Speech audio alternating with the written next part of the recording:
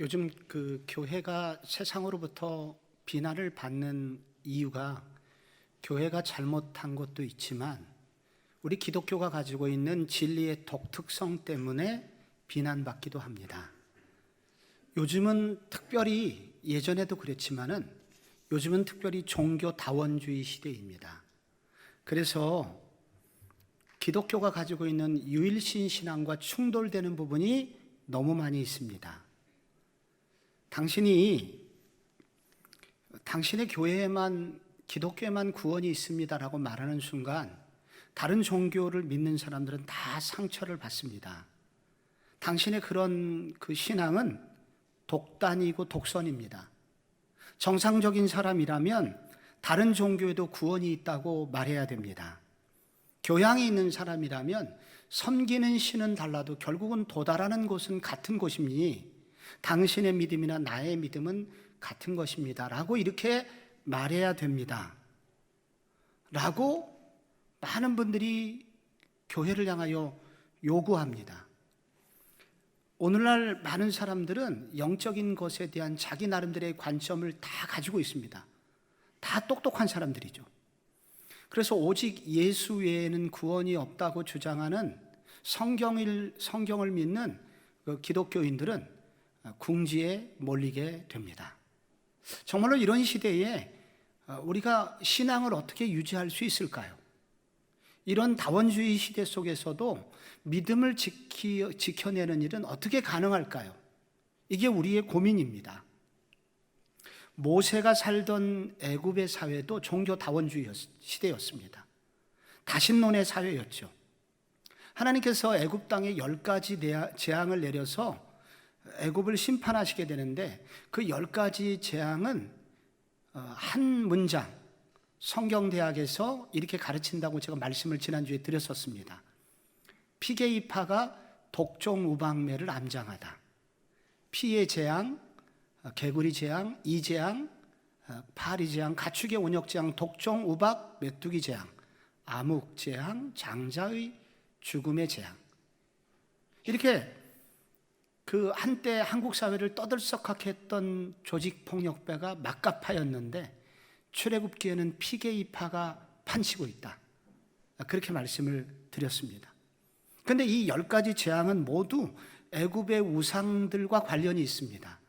그래서 나일강의 신 오시리스와 하피에 대한 심판이었고, 개구리는 다산의 신 헤크톤이었는데 거기에 대한 심판이었고, 땅의 신 갭에 대한 심판이 바로 이재앙이었고, 그리고 오늘 나오는 파리의 심판은 바로 파리 재앙은 케프리라고 하는 이 파리의 신 혹은 풍뎅이 신을 심판하는 내용과 관련이 있습니다.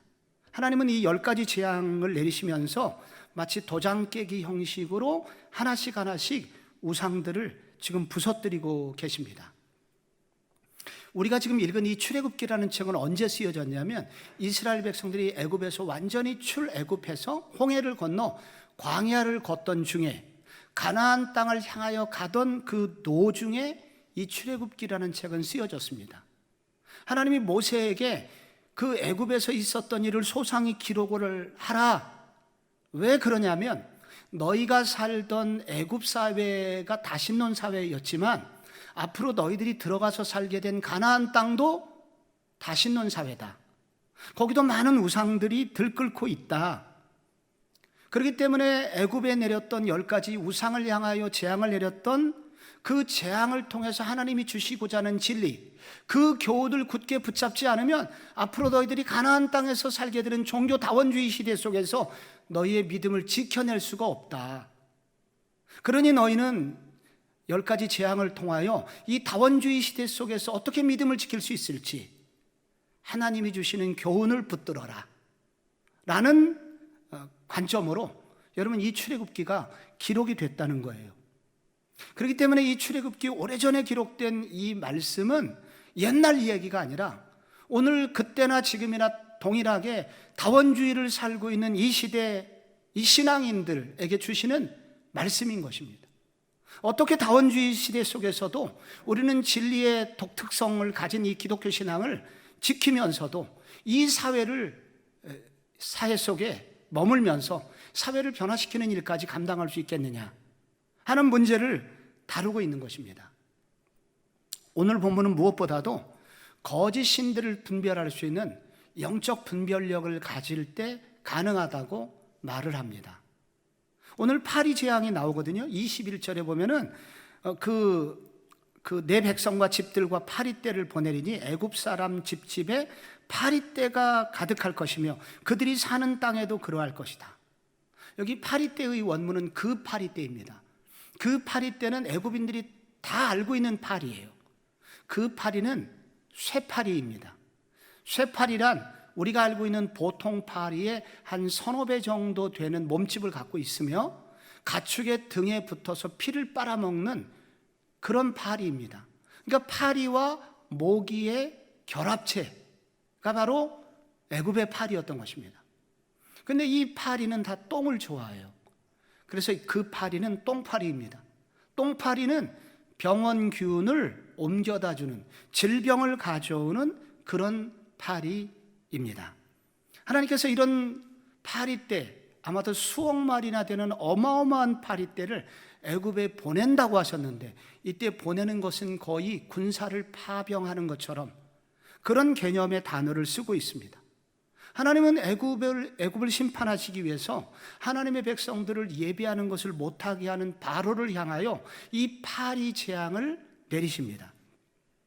파리가 뭐 그렇게 무서우냐 그렇게 생각할 수 있는데, 여러분, 수억 마리의 파리떼가 애굽에 들어가게 되었을 때 이 본문을 보면은 나라가 망하기 직전 상황이 됐다고 말합니다. 먼저 파리떼는 온 애굽 사회를 더러움이 가득한 땅으로 바꿔버립니다. 이 파리들이 다 똥하고 관련이 있어서 다 똥이 묻어있는, 그의 입에 그리고 다리에 다 똥이 묻어 있어요. 그래서 온 애굽이 갑자기 똥 냄새로 가득하게 되었습니다. 그 깨끗하던 나라가 갑자기 더러운 나라가 돼버렸다는 거예요. 파리의 거대한 또 소리도 문제입니다. 한두 마리가 아니라 그 수없는 어마어마한 파리떼로부터 나오는 그 윙윙거리는 그 소리는 우리가 우리가 그 징이라든지 혹은 그 꽹과리가 계속 24시간 바로 내 옆에서 울려대는 것처럼 그런 소리에 소음을 가져다 주기 때문에 정신을 집중할 수 없게 되었고, 그래서 이것은 많은 정신적인 문제를 야기했을 것입니다. 또 피를 빨아먹는 공격 때문에 잠을 잘 수 없으니 불면증 환자가 늘어났고, 그래서 짜증이 급증되는 사회가 되었던 것입니다. 너무나 파리가 많았기 때문에 코로 들어가기도 했고, 그리고 음식물에도 죽은 파리가 있어서 음식물에도 씹히니, 여러분, 어떻게 우리가 밥을 정상적으로 먹을 수 있겠습니까? 그래서 오늘 본문 24절에 보면은 끝부분에 애굽 온 땅에 이르니 파리로 말미암아 그 땅이 황폐하였더라라고 나옵니다. 황폐하였더라는 이 단어를 영어 성경에는 destroyed 이렇게, 혹은 ruined, 완전히 무너졌다라고 하는 단어를 쓰거든요. 그런데 이 단어는 10가지 재앙의 마지막 재앙이 그 애굽 집의 문설주와 임방의 피가 없는, 어린 양의 피가 없는 집에 들어가서 장자의 죽음을 일으키는 재앙인데, 그때 그 죽음을 일으켰던 죽음을 일으켰던 사자의 이름이 파괴자인데, 그 단어 12장 23절에 보면은 여호와께서 그 문을 넘으시고 멸하는 자에게 너희 집에 들어가게 해서 그들을 치게 될 것이다 할 때, 그 멸하는 자하고 오늘 여기 황폐하였더라는 단어하고 같은 단어예요. 그러니 여러분, 파리떼의 습격으로 온 애굽 사회는 초토화되었다는 것입니다. 장자의 죽음으로 온 애굽이 초상집이 된 것처럼 파리떼로 말미암아 애굽은 마비가 되었다는 거예요. 그래서 예전에 세 번째 재앙까지는 아무런 반응이 없었던 바로가 즉시 모세를 불러서 대화를 시도하고자 합니다. 여러분, 애굽이 어떤 곳이에요? 세계 최강 대국이잖아요. 세계 최고의 경제 대국이잖아요. 얼마나 화려했습니까? 근데 순식간에 곤충의 습격으로 나라가 무너질 위기를 만나게 됩니다. 애굽인들은 왜 이런 더러운 그 파리를 우상으로 섬겼을까요? 그것은 그들 속에 있는 두려움 때문이었습니다. 파리가 균을 옮기기 때문에 우리에게는 균을 옮기지 말아달라고, 혹은 네가 가져온 균을 도로 가져가 달라고 파리 우상을 만들어 놓고 절을 했던 것입니다. 근데 그렇게 평소에 애정을 쏟았던, 그래서 대우를 했던 그 파리의 우상이 오히려 그들에게 재앙으로 다가오게 되고, 그 파리의 재앙은 애굽을 쑥대밭으로 만드는 바로 역재앙의 아픔을 그들은 당하고 있는 것입니다. 우리 1970년대 정말로 유명했던 그 락큰롤, 그러니까 록 음악의 황제였던 엘비스 프레슬리라고 있어요. 요즘 BTS 같은 그렇게 대단한 미국 백인 가수입니다. 근데 이 사람이 이제 42살에 심장마비로 갑자기 죽으면서 전 세계가 난리가 났었던 적이 있었습니다. 근데 이 사람에 관한 일화가 여러 신문사의 그 사설들에 보면은 이분 꽤 그 지명도 있는 분들이 요 이야기를 언급을 해서 제가 확인은 해보지 않았지만 꽤 믿을 만한 이야기인 것 같아서 제가 좀 소개를 하고 싶어요. 그 엘비스 프레슬리가 5살 때 아버지는 술 중독이었고, 그래서 또 그 폭행을 하다가 감옥에 가고, 엄마가 홀로 가난한 동네에서, 가난한 상황에서 이 엘비스 프레슬리를 키우게 되었다고 합니다. 그 쌍둥이 형이 있었는데 형은 또 죽게 돼요. 그래서 이 아버지의 마음에 어머니의 마음에 두려움이 있었고, 이 아이를 어떻게 하면 잘 키워볼까 하여 동네 멤피스라는 도시의 심령술사를 찾아가게 됩니다. 그랬더니 그가 말하기를 얘는 앞으로 대성할 아이라고, 앞으로 크게 되고 성공할 것이라고, 근데 40대 초반에 죽을 것이라고 말을 합니다. 이것이 아이 속에 남아 있었고, 그는 계속해서 정말 성공적인 삶을 살았지만, 그러나 한편 어렸을 때 들었던 그 두려움이 가시지 않아서 그는 여러 가지 약을 먹게 되었다고 합니다. 그래서 그가 42살에 죽기 전 8개월 동안 그가 먹은 약의 알수가 9,000알이었다고 그래요. 불면증 약, 또 아침에 너무 많이 먹은 걸 다시 깨어나게 각성제 약, 비롯해서 먹지 말아야 될 여러 약들까지 그는 복용을 하게 되었다고 합니다. 엄마는 그 아이를 안전하게 키우기 위해서 그 심령술사에게 데리고 갔는데, 그 심령술사는 결국 그의 삶을 역으로 파괴시키고 말게 된 것입니다. 이 근처에 우리 미아리에 많은 점집이 있죠. 그리고 여러분들도 심심풀이로 타로점 이런 걸 보게 될 것입니다. 그런데 그런 것들은 다 영적인 것과 관련이 있어서 우리는 재미삼아서 혹은 행복을 위하여 그런 점을 치지만, 결국 그런 것들은 오히려 우리를 행복하게 하기보다는 그것에 의해서 걸려서 결국은 더 불행한 삶을 살게 되니, 그것은 절대로 믿을 만한 존재가 아니라는 것을 나중에 알게 되죠. 그러나 미아리 점집과 혹은 타로점보다 훨씬 더 교묘하고 무서운 우상이 있으니, 그것은 우리 속에 있는 우상입니다. 어거스틴은 말하기를 우상 숭배란 순서가 바뀐 사랑이다. 하나님보다 더 사랑하고 더 의지하는 그 무엇이다. 하나님을 가장 사랑해야 될 그 자리를 대신 차지하고 있는 것, 그것이 우상이다. 그래서 돈은 꼭 필요해서 돈은 벌어야 되지만 하나님보다 그것을 앞세우고 하나님보다 더 의지한다면 그것이 우상이요. 우리가 취미생활 이거 정말로 하고 싶고 할 수 있지만 이것을 하나님보다 더 앞세우고 예배보다 앞세운다면 그게 곧 우상이고, 부모에게 있어서 자식은 정말 소중하지만 그거를 하나님보다 더 앞세운다면 그 또한 자식이 우상이 된다. 그런데 우리가 이번에 이런 그 이 코로나19의 재앙을 만나면서 우리가 많이 의지하고 신뢰했던 것들이 다 무너지는 것을 보았습니다. 코로나19를 통해서 이렇게 내가 이렇게 하면 성공할 거야 라고 생각했던 모든 것들이 무너져 내렸습니다. 재앙을 통해서 내가 이렇게 하면 성공할 거고 이렇게 하면 안전할 거야 라고 여겼던 의지했던 것들이 다 무너져 내렸습니다. 그래서 이런 재앙을 통해서 하나님이 우리에게 말씀하시는 것이 있는 거예요. 정말 우리를 안전하게 지켜주리가 누구냐? 정말 진정한 신이 누구냐? 거짓된 신과 진정한 신을 구분하는 그 분별력을 가져라.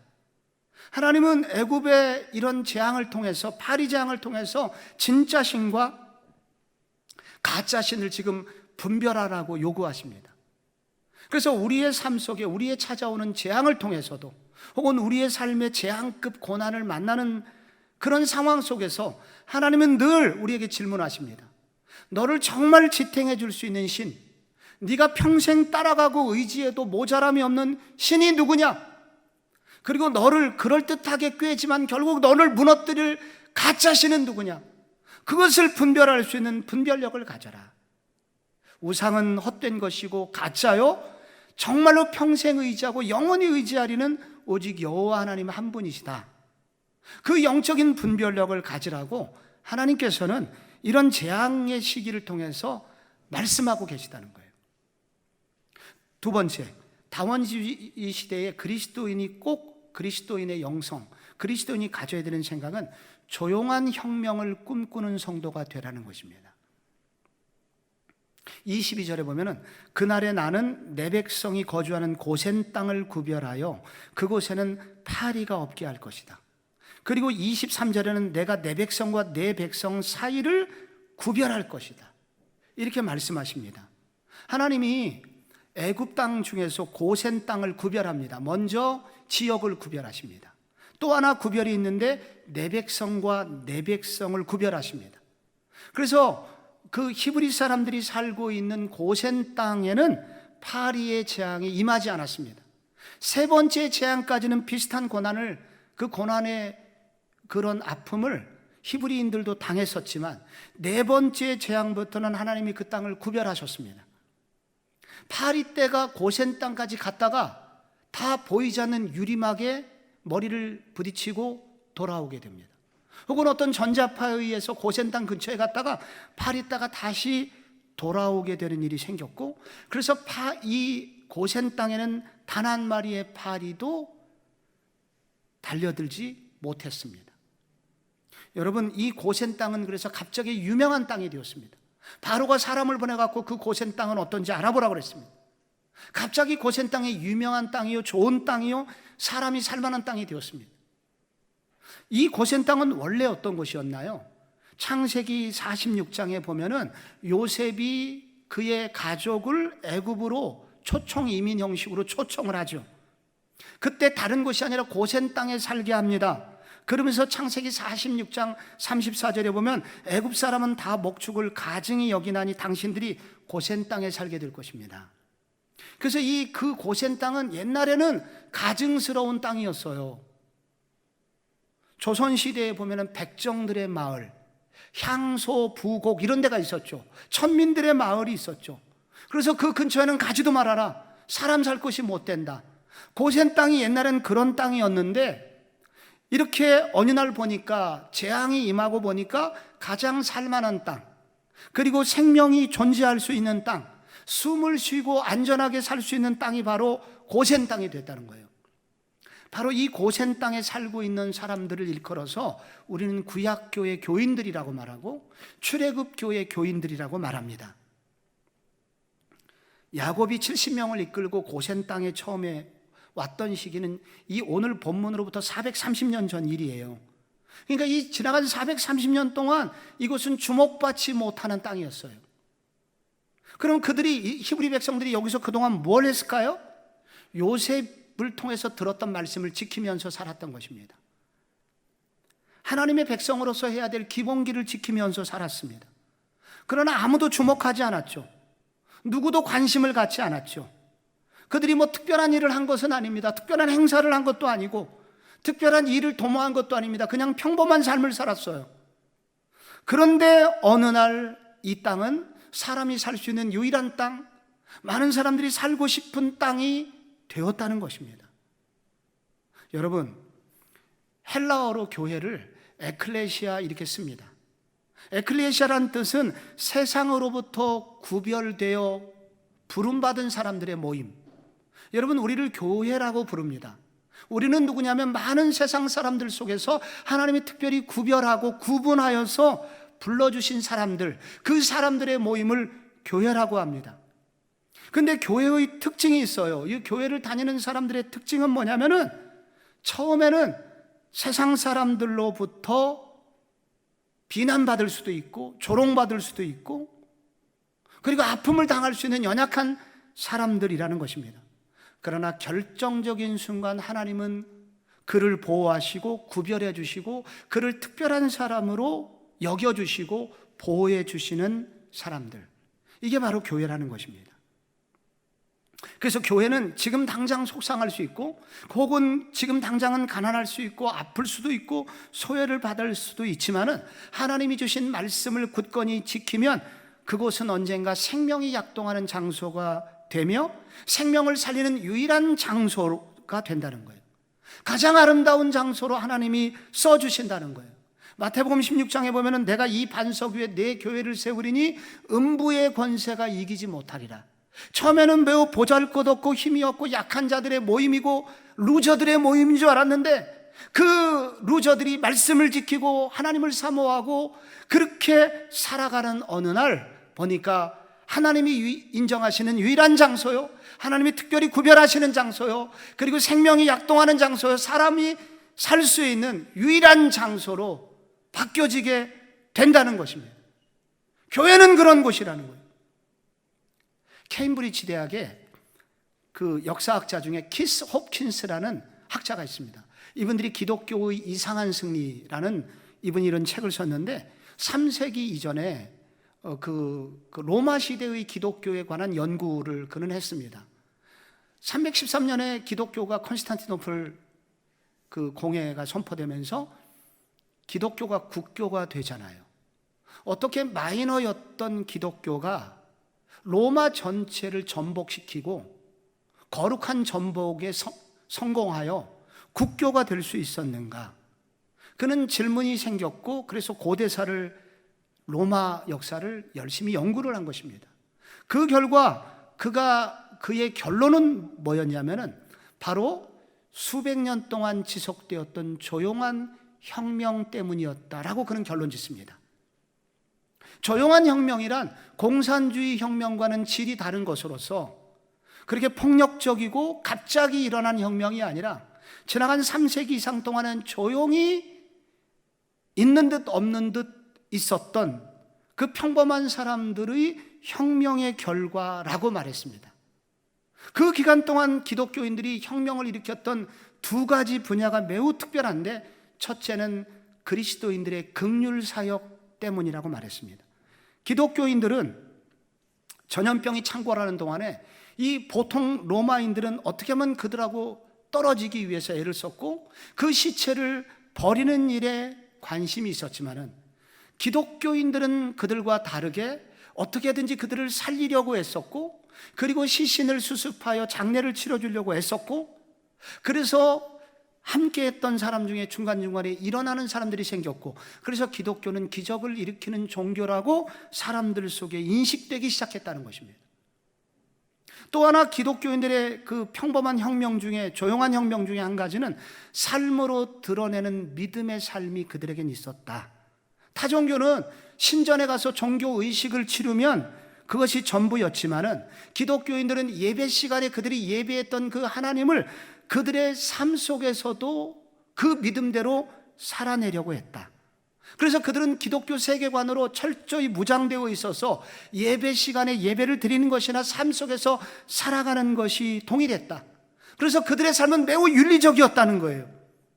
그 예가 하나 나오는데 그래서 역사의 로마 그 시기가 진행되면 진행될수록 로마의 남성들은 기독교 여인들을 신부감으로 선호하였다고 합니다.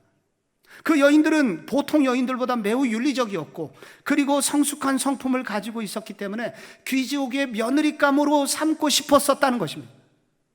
그들의 신앙은 유일신 신앙이었기 때문에 매우 배타적이었고, 그래서 사람들에게 손가락질을 받았으나, 그러나 그들의 삶 속에서 우러나오는 이 조용한 혁명적인 삶의 모습은 로마의 정신을 압도하였고, 결국 로마 사회 전체를 전복시킬 수 있는 근간이 되었다 라고 말합니다. 여러분, 우리가 지금 다원주의 시대 속에서 살고 있는데, 우리가 이 세상 속에서 우리 그리스도인들은 어떤 삶을 살아야 될까요? 무엇을 하면 이 땅이 변화되겠습니까? 우리가 구호를 만들어 갖고 막 100번씩 외치면 이 사회가 변화되겠습니까? 혹은 우리가 막 공부를 막 열심히 해갖고 한두 명씩 막 국무총리도 배출하고 장관도 배출하고 그러면 이 사회가 바뀔까요? 무엇이 이 사회를 바꾸겠습니까? 결국 홉킨스 교수의 얘기대로 오늘 성경이 우리에게 도전하는 바가 무엇입니까? 조용한 혁명가가 되라. 그러나 평범하지만 조용한 혁명을 일으키는 그러한 혁명적인 삶을 살아가는 이 평범한 그리스도인들이 늘어가게 될 때, 그들이 다수가 될 때, 결국은 이 땅은 변화될 것이고, 교회는 존귀함을 회복하게 될 것이고, 교회는 하나님이 특별히 결국은 그것을 구별하셔서 세상에서 살만한 유일한 곳, 세상이 살 수 있는 생명이 약동하는, 살고 싶은 곳 살려낼 수 있는 곳으로 하나님은 교회를 써주실 것이라고 말씀하고 계신 것입니다. 다원주의 시대 속에서 우리 그리스도인들은 그리스도인다운 영성을 가지려면 어떻게 해야 될까요? 세 번째로는 세상의 유혹을 이길 수 있는 예배의 영성을 구축하라는 것입니다. 세상의 유혹을 이겨낼 수 있을 만한 예배의 영성이 우리 속에 구축이 되어야 된다는 거예요. 바로가 다급해졌습니다. 모세를 불렀습니다.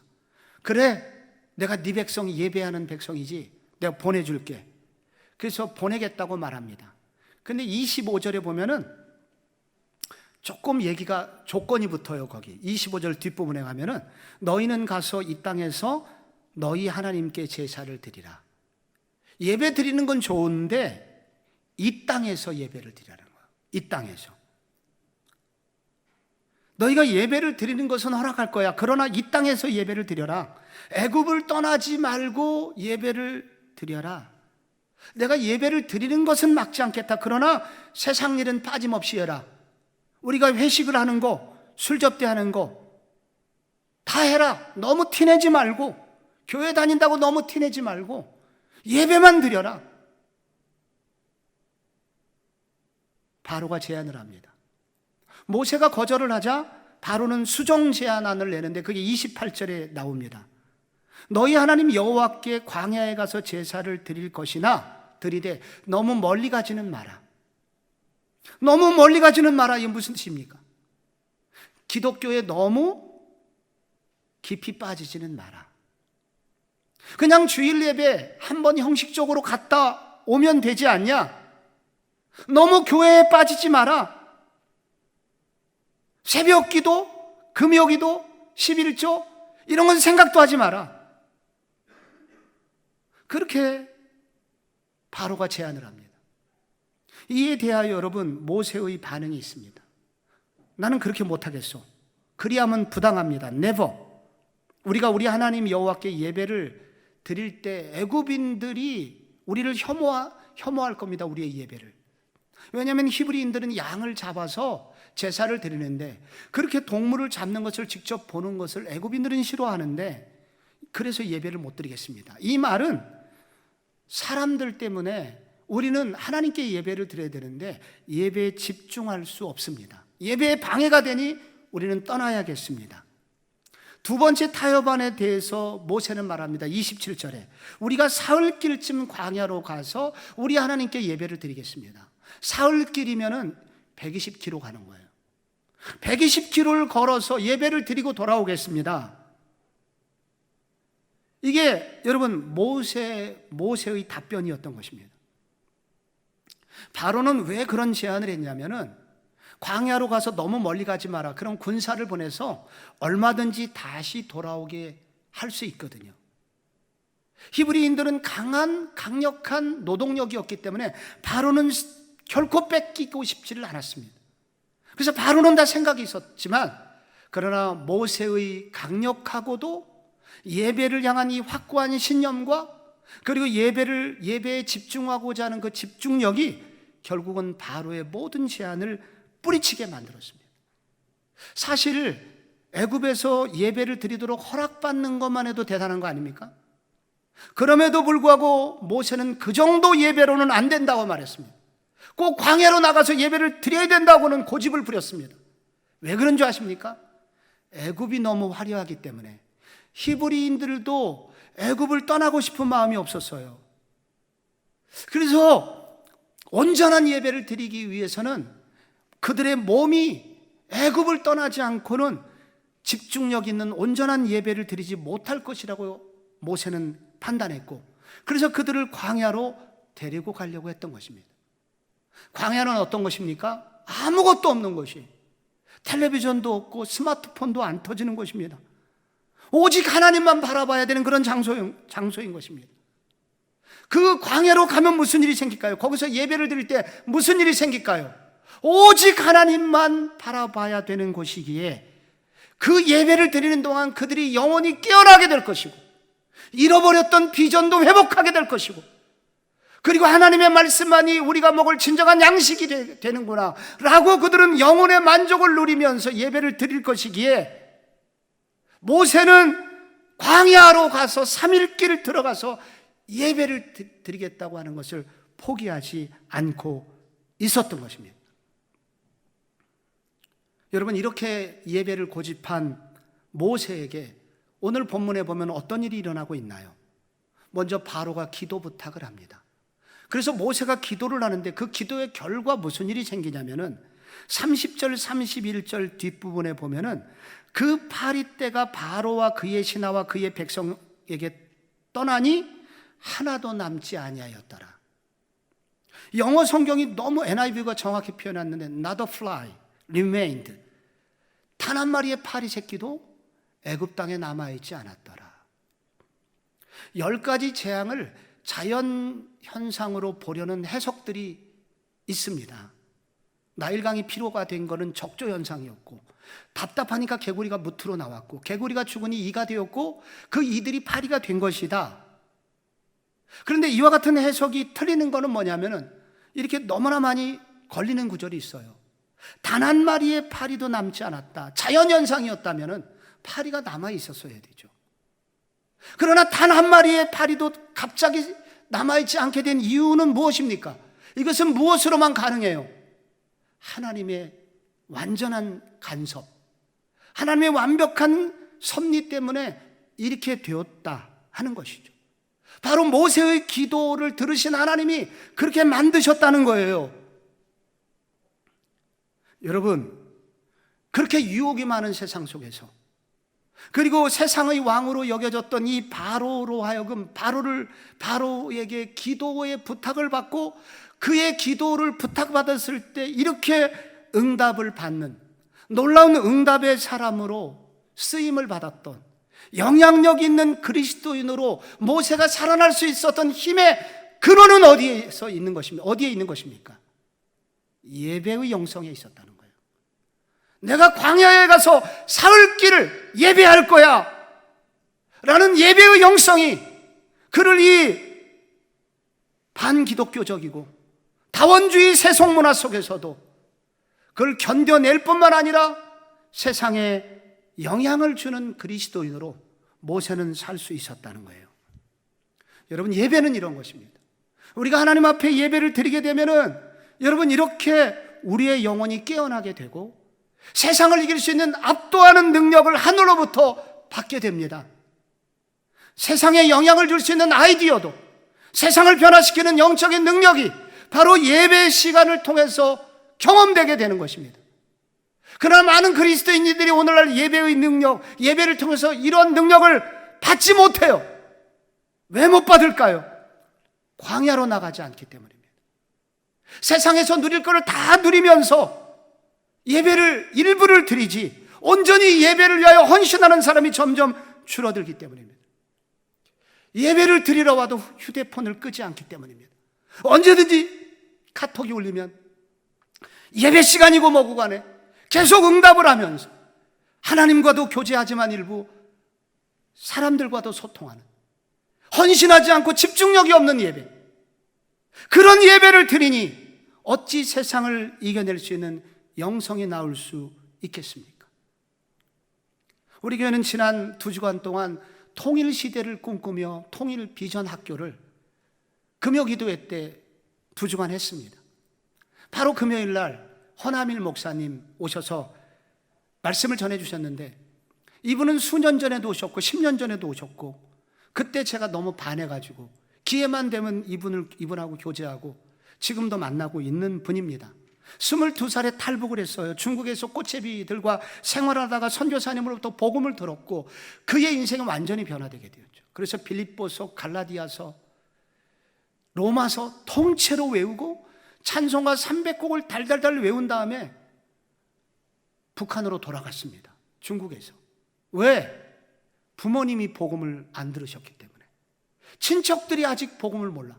그래서 그는 복음을 전하기 위해서 고향으로 돌아가서 복음을 전하고 일정 기간 머문 후에 또 기회를 봐서 탈북에 성공하게 되고 결국은 남한까지 오게 되죠. 신학교를 갔어요. 그런데 신학교 초기에 목동에 있는 한 교회에서 중고등부 교육전도사님이 됐대요. 여러분, 목동이 어떤 곳인지 아시죠? 근데 얘들이 예배 시간에 자꾸 늦게 오는 거예요. 그리고 적당히 늦게 오는 게 아니라 30분, 40분 늦게 와요. 그래서 늦게 오는 중학교 학생에게 너 나가라고, 너 같은 애 필요 없다, 나가라. 한두 번이 아니라 여러 명에게 그렇게 얘기를 한 거예요. 애들이 상처를 입었죠. 그런 얘기를 처음 들어봤죠. 학부형들은 분노하였고 담임 목사님을 찾아와 갖고 어떻게 되지도 않은 전도사를 교회에 데려와 갖고 이렇게 많이 상처를 주냐고. 담임 목사님이 진정을 시켰고 조금 더 지켜보자고. 그래서 어떻게 1년 연말이 됐대요. 연말에 학부형들을 다 초대를 하는 시간이 있었고 이 허 전도사님이 그 학부형들을 모아놓고 이런 얘기를 했다고 합니다. 어머니들, 아버님들, 제가 북한에서 왔는데 북한에서는 예배를 드리다가 발각이 되면 정치범 수용소로 끌려갑니다. 수용소로 끌려가면 중노동을 하다가 총사령을 당하거나 굶주림으로 죽거나 병에 걸려 죽습니다. 그러나 북한에 있는 기독교인들은 그것을 무서워하지 않고 그 대가로 예배를 드립니다. 예배는 그런 것이어야 합니다.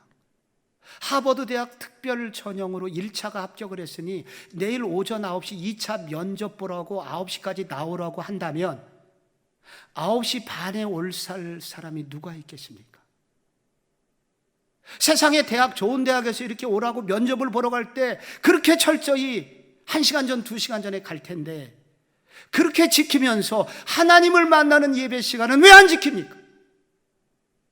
북한에서는 우상이 눈에 보이기 때문에 거절하면 그뿐이지만 남한의 우상은 너무 교묘하여 피할 수가 없습니다.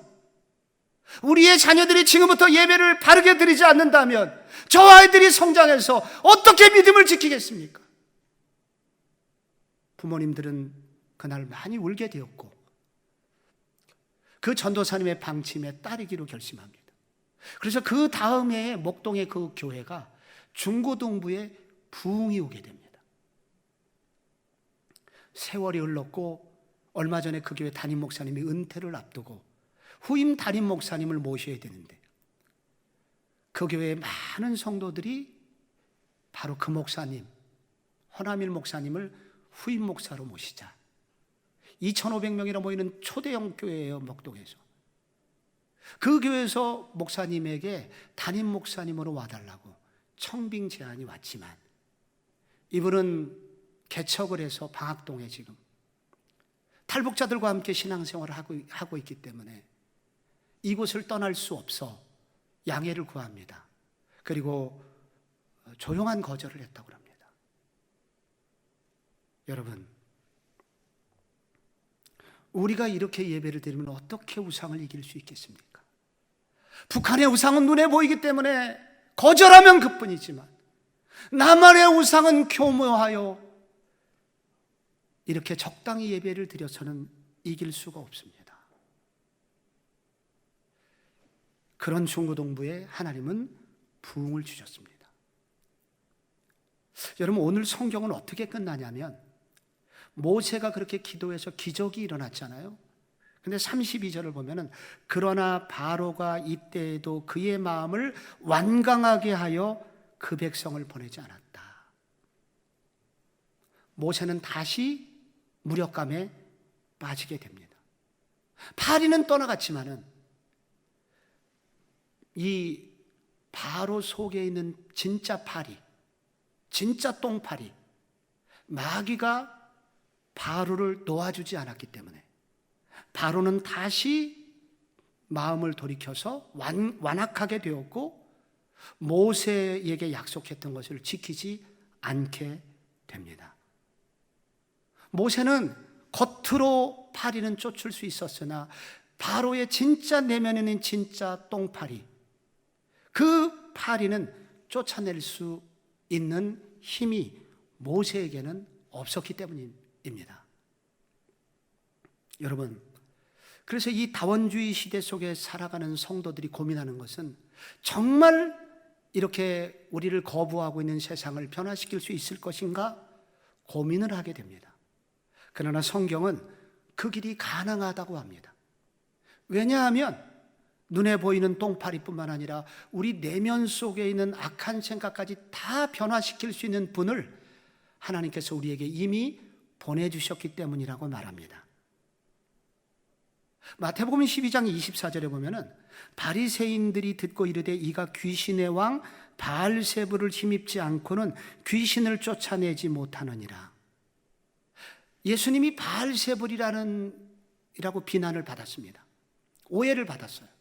바알세불은 바알이 왕이고 세불은 똥입니다. 똥의 왕. 바알세불이라고도 불리는데 세불은 파리를 말합니다. 그래서 바알세불은 파리 대왕이라는 뜻이에요. 이 파리 대왕이 귀신의 왕과 같은 단어입니다. 왜냐하면 파리나 귀신이 똑같기 때문에, 사람을 더럽히고 오염시키는 일에 다 똑같기 때문에 어원이 같아요. 근데 사람들이, 바리새인들이 예수님을 한때 바알세불이라고 비난을 했었습니다. 마가복음 5장에 보면은 거라사 광인이 나옵니다. 그는 무덤가에서 살면서 쇠사슬로 그를 묶어 놓으려고 했지만 아무도 그를 통제할 수가 없었습니다. 왜냐하면 그 사람 속에 2,000마리나 되는 군대 귀신이 그 속에 들어가 있었기 때문입니다. 아무도 그 속에 있는 귀신을, 마귀를 쫓아낼 수 없었습니다. 그런데 예수님께서 나타나셨고 그 2,000마리가 넘는 귀신을 2,000마리 돼지떼에게 다 가도록 허락하셨고, 그래서 이 귀신이 얼마나 더러운지 돼지떼에 들어가게 되었는데, 돼지들이 자살을 결심할 만큼, 돼지가 나름 더러움에 일가견이 있는 동물이거든요. 그런데 이 돼지가 보기에도 너무 더러운 존재들이 자기 속에 들어오자 이렇게 사느니 죽는 게 낫겠다. 그래서 2,000마리의 돼지떼들이 호수에 가서 뛰어내려서 죽게 되죠.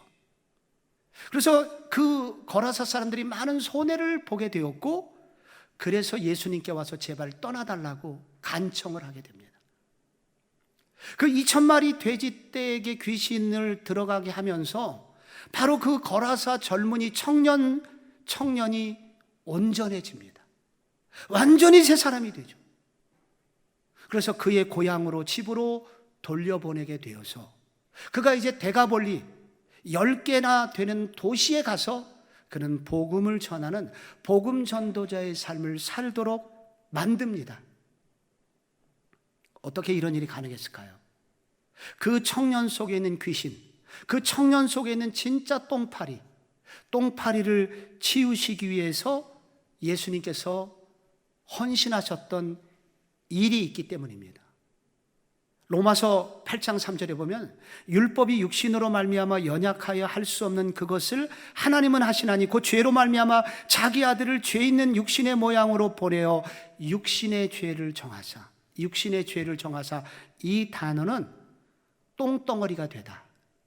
이 세상에 있는 모든 죄를 예수님께 다 옮겨 놓았기 때문에, 예수 그분이 죄덩어리, 똥덩어리가 되셔서 죽으셨기 때문에, 그래서 우리가 갖고 있는 모든 죄악 덩어리를 그분이 해결해 주셨기 때문에 예수를 만나는 모든 사람들은 이렇게 죄와 사단으로부터 풀려나서 영원한 자유를 누릴 수 있는 은혜를 받게 된다고 합니다. 이 예수님이 우리의 구주가 되십니다. 그래서 모세도 지치고 모세도 다운됐지만, 그러나 진정한 파리를 쫓아내시고 우리 내면 속에 있는 똥덩어리 파리까지도 치워내셨던 그리스도를 우리가 알고 있으니, 이 그리스도를 의지하여 우리는 이 혼란한 시대, 다원주의 시대, 하나님을 거부하는 시대 속에서도 계속하여 믿음으로 살아낼 수 있는 힘을 얻을 수 있다고 말합니다. 사랑하는 청년 여러분, 교회가 계속 여러 가지 면에서 힘겨운 시간을 보내고 있습니다. 종교 다원주의 시대 속에서도, 그러나 우리는 이겨낼 수 있는 힘을 우리 주님이 주셨다고 말씀하십니다. 거짓 신을 분별하는 영안의 눈을 하나님께서 여러분에게 보여주시기를 바랍니다. 조용한 혁명을 일으키는 혁명가들로 여러분 사시기 바랍니다. 또 유혹을 이겨낼 수 있는 예배의 영성을 회복하셔서 이렇게 세속주의 시간 속에서도 믿음의 사람들로 승리하며 살아갈 수 있는 모든 청년들이 되시기를 주 예수 그리스도의 이름으로 축복합니다.